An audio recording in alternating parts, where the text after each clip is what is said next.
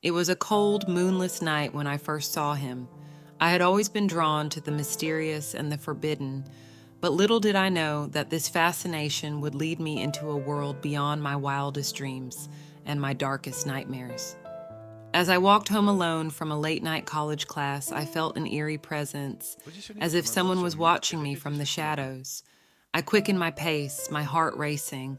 That's when I saw him, standing beneath a flickering streetlight, his pale skin gleaming like porcelain, and his eyes, oh, those mesmerizing crimson eyes that seemed to pierce my very soul. Our eyes locked, and for a moment, time stood still.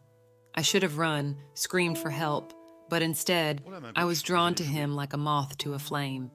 He introduced himself as Adrian, and with a charming smile, he spoke with a voice that was both haunting and beautiful. I could feel myself falling under his spell, and I didn't want it to end. Adrian was not like anyone I had ever met. He was a vampire, centuries old, cursed to walk the night, feeding on the blood of the living. Yet, as we talked, I discovered a vulnerability in him, a loneliness that mirrored my own. I couldn't help but feel a connection, a deep and undeniable attraction. As our relationship blossomed, Adrian revealed to me the hidden world of the supernatural. He showed me the hidden passages beneath the city, where vampires, witches, and werewolves coexisted in a delicate balance of power and secrecy.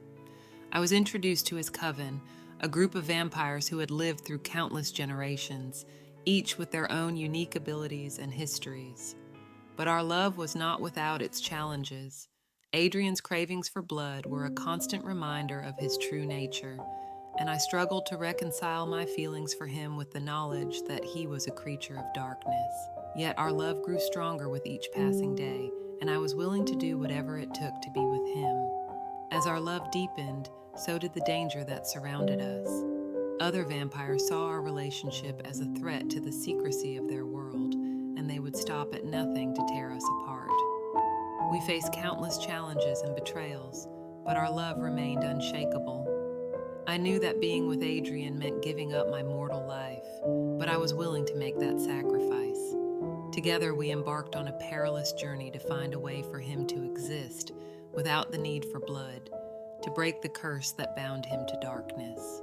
In the end, our love defied all odds. We found a way for Adrian to survive without harming others, and he was able to walk in the daylight, no longer bound by the confines of the night.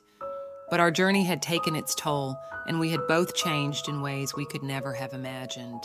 Our love story was not one of fairy tales and happy endings, but one of sacrifice and redemption. I had fallen in love with a vampire, and in doing so, I had given up my own humanity.